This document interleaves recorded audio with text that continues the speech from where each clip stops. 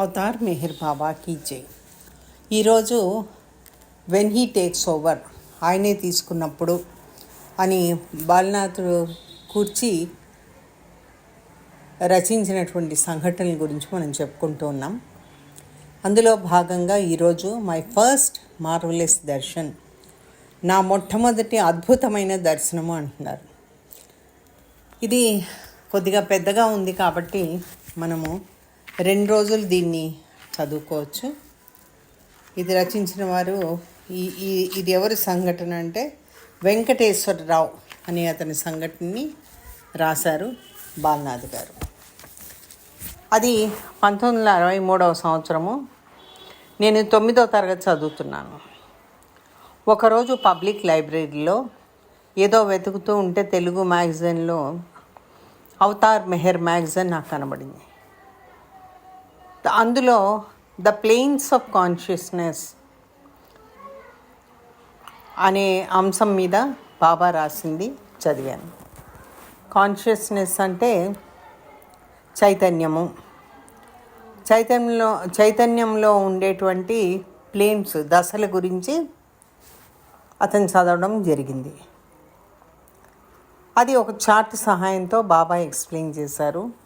నాకు సరిగ్గా 14 సంవత్సరాలు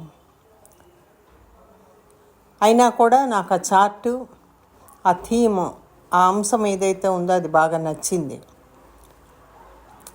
ఏమిటో తెలీదు, కానీ నాలో ఒక చైతన్యం లాంటిది వచ్చి ఒక రెస్పాన్స్ వచ్చింది. డీప్ రెస్పాన్స్ అంటే స్పందించింది హృదయం. That Meher Baba is lord Rama come again. ఏమని స్పందించింది హృదయము? మెహర్ బాబా లార్డ్ రామాగా మళ్ళీ వచ్చాడు. సో అప్పటి నుంచి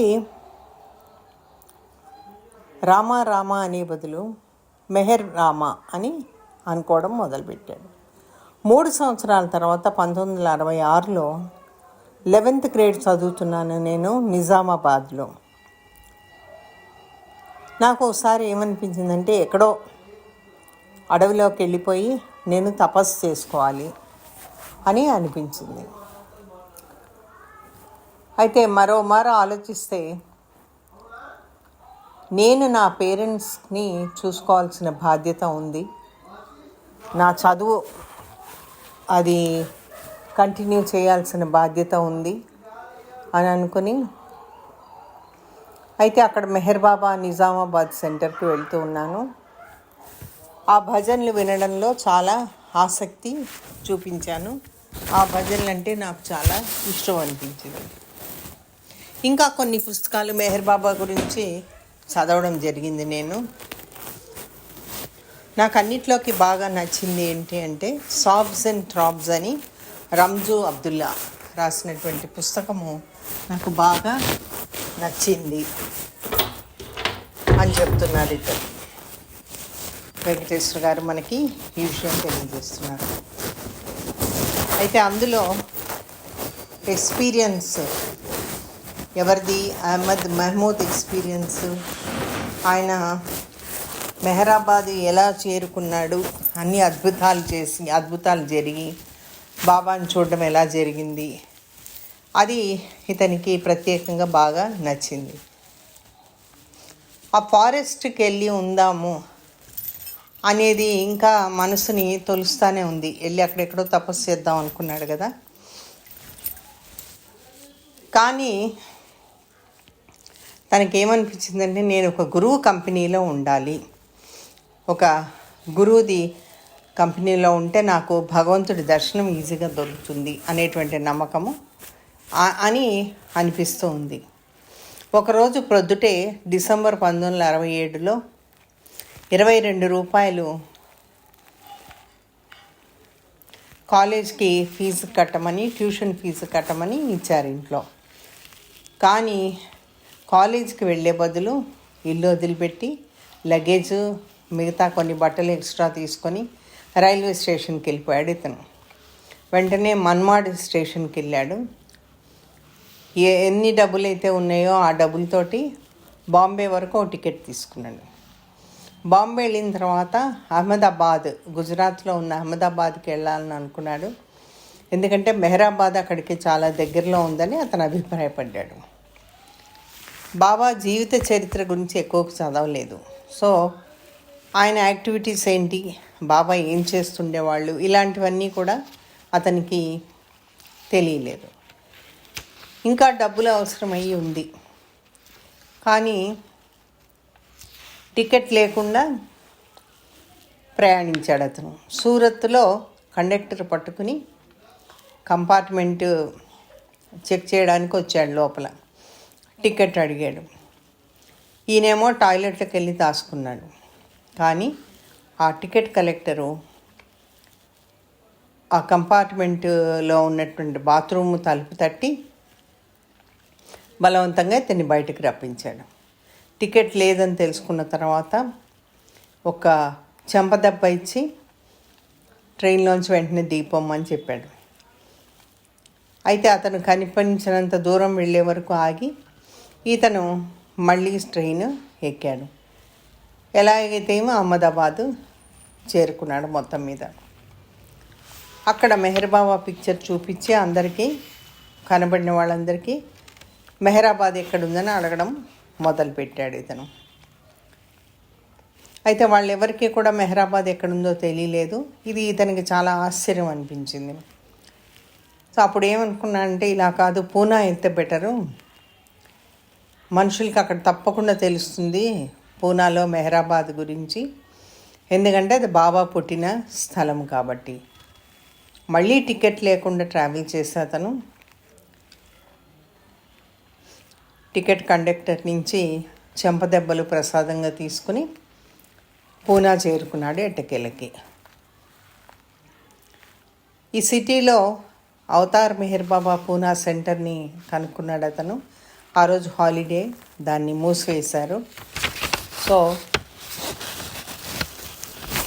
ఆ గార్డెనర్ని అక్కడ అతను అన్నీ కనుక్కున్నాడు. అతను మెహరాబాద్ ఎక్కడ ఉంటుంది ఏంటి అని ఇతనికి చెప్పడం జరిగింది. అది అహ్మద్నగర్కి దగ్గరలో ఉంది మెహరాబాద్ అని చెప్పడం జరిగింది. అయితే సడన్గా ఈయన అనుకున్నాడు ఏంటంటే, నేను ఎలా కన్ఫ్యూజ్ అయ్యాను అహ్మదాబాద్కి అహ్మద్నగర్కి అని అనుకున్నాడు. వెంటనే స్టేషన్కి వెళ్ళిపోయి అక్కడి నుంచి అహ్మద్నగర్ ఎన్ని కిలోమీటర్లు ఉంటుందని కనుక్కోవడం జరిగింది. ఇతనికి చెప్పింది ఏంటంటే 100 కిలోమీటర్ల దూరంలో ఉంటుంది అహ్మద్నగర్ అని. సో అక్కడి నుంచి ఇతను ఆ దూరం అంతా కూడా నడవడానికి సంయుక్తుడయ్యాడు. అతను ఎవరిదైతే సాబ్స్ అండ్ టాప్స్లో కథ చదివాడో, అహ్మద్ మహమూద్ ఎలా నడిచాడని డిస్టెన్స్, అతనిలాగా న్యాయంగా ఉండి నడవదలుచుకున్నాడు. రైల్వేని ఇంకా మోసగించదలుచుకోలేదు. అప్పటికి చాలా ఆకలితో ఉన్నాడు ఇతను. ఒక నయా పైసా చేతిలో లేదు. స్టేషన్లో ఒక అబ్బాయి కనబడ్డాడు, తన ఏజ్ ఉన్న అబ్బాయి. బట్టలు ఇస్తే నాకు భోజనం ఇప్పిస్తానన్నాడు అతను. సో నాకున్నటువంటి శాండిల్స్, కాళ్ళకున్నటువంటి శాండిల్స్ ఇచ్చేసి కేవలము ఒక కప్పు టీ మాత్రం సంపాదించగలిగాడు. ఆ శాండిల్స్ ఇచ్చినందుకు గాను ఆ అబ్బాయి ఒక కప్పు టీ ఇప్పించాడు ఇతనికి. ఆ నైట్ అంతా పూనా రైల్వే స్టేషన్లో ఉండి పొద్దుటే అహ్మద్నగర్కి నడవడం మొదలుపెట్టాడు. ఒక స్టేషన్లో భోజనం గురించి భిక్షాటన చేయడం జరిగింది. రైల్వే ఎంప్లాయీ ఒకతను చాలా దయ చూపించి బ్రెడ్ ఒకటి ఇప్పించాడు. అహ్మదాబాద్ నుంచి వచ్చిన తర్వాత అతను తిన్నటువంటి మొట్టమొదటి ఫుడ్ ఆ బ్రెడ్ అన్నమాట. మరో రాత్రి ఇంకొక స్టేషన్లో గడిపాడు. అలానే సూర్యుడు అస్తమించే వరకు ఆ రైలు పట్టాల మీద నడవడం చేశాడు. ఆ తర్వాత రాత్రి అహ్మద్ మహబూబ్ లాగా ఒక పెద్ద చెట్టు కొమ్మ మీద తనకి తెలియకుండా మంచి నిద్రపోయాడు అతను. ఆ మరుసటి రాత్రి అంటే తెల్లవారు వేకువజామునే అహ్మద్నగర్ రైల్వే స్టేషన్ రీచ్ అయ్యాడు. ఆ నడవడంలో ఆ విలేజెస్ కనబడిన వాళ్ళందరినీ కూడా ఎవరు కనబడితే వాళ్ళని అరంగాం గురించి అడగడం మొదలుపెట్టాడు. So I knew that on my way to the station I had passed by Mehrabad hill. ఆ స్టేషన్కి వెళ్ళే దారిలో మధ్యలో మెహరాబాద్ హిల్ దాటిపోయానన్న సంగతి తెలిసింది అతనికి. సో సూర్యోదయం అవ్వగానే కాళ్ళన్నీ బాగా వాచిపోయినాయని చూసుకున్నాడు. పూనా నుంచి నగర్కి నడిచేటప్పటికి కాళ్ళకి చెప్పులు లేకుండా అతని కాళ్ళు బాగా విపరీతంగా వాచిపోయినాయి. కానీ ఆశ్చర్యకరమైన విషయం ఏంటంటే అతనికి ఎటువంటి నొప్పి కానీ వీక్నెస్ కానీ లేదు. మంచి ఉత్సాహంతో నడవడంతో మెహరాబాద్కి ఆనందంతో ఉప్పొంగింది ఆ హృదయము. అతను ఏమనుకున్నాడు, నేను మెహర్ బాబాని చూస్తాను త్వరలో, నా భగవంతుడు, మై లార్డ్ అని అంటున్నాడు. Soon I will see Meher Baba my lord. 4 మైళ్ళు వెళ్ళిన తర్వాత ఆ పవిత్రమైనటువంటి మెహరాబాద్ కొండని ఎక్కుతున్నాను నేను. అక్కడ పైకి వెళ్ళిన తర్వాత ఒక ఫెన్సింగ్ ఉంది, అంటే దారికి ఇట్లా చుట్టూ ఇంటి చుట్టూ వేస్తారు కదా, అలా ఒక ఫెన్సింగ్ ఉంది. చుట్టుపక్కలంతా చాలా సైలెంట్గా ఉంది, ఎవరు ఉంటున్న దాఖలా లేవు. అక్కడ ఒక సైన్ బోర్డు చూశాడు అతను. దాని మీద ఏం రాస్తుందంటే నో అడ్మిషన్ వితౌట్ పర్మిషన్, అనుమతి లేకుండా లోపలికి రావద్దని రాస్తుంది. నేను ఎక్కడికి వచ్చాను అనుకున్నాడు అతను. అయ్యో అనుకుని నవ్వుకున్నాడు తనలో తను. ఏం చేయాలో అర్థం కాలేదు. When I was about to leave, అక్కడి నుంచి వెళ్ళిపోదామని అనుకుంటుండగా మన్సారి అనేటువంటి ఆవిడ కనబడ్డారు ఆ సీన్లో. అక్కడ ఆమె గేట్ ఓపెన్ చేసి నేను ఎందుకు వచ్చాను ఏంటి అని అడిగారు. నేను రావడానికి కారణం ఏంటి ఇక్కడికని కూడా ఆవిడ అడిగారు. తన జవాబు విన్నాక ఆవిడ చెప్పాడు, why do you take Meher Baba to, who do you take Meher Baba to be, మెహర్ బాబాను అసలు ఎవరు అనుకున్నావు నువ్వు? నా ఇమీడియట్ రిప్లై, ఆయన చెప్పిన రిప్లై ఏంటంటే, సమాధానం ఏంటంటే, మెహర్ బాబా ఈజ్ గాడ్. అయితే ఆవిడ చాలా సంతోషపడి లోపలికి రమ్మని పిలిచింది ఇతన్ని. బాబా గాడి దగ్గరికి తీసుకెళ్ళి తర్వాత సమాధికి తీసుకెళ్ళింది. అది Baba resting place, future resting place అది. అంటే అప్పటికి ఇంకా బాబా ఉన్నారు శరీరంతో. ఇంకా ఆవిడ ఏం చెప్పారంటే, మెహర్ బాబా సెక్లూజన్లో ఉన్నారు మెహరాజాద్లో, అందుకని అహ్మద్నగర్లో ఉన్నటువంటి ఆదికే రాణి ఆఫీస్కి వెళ్ళి అతను కలవమన్నాడు.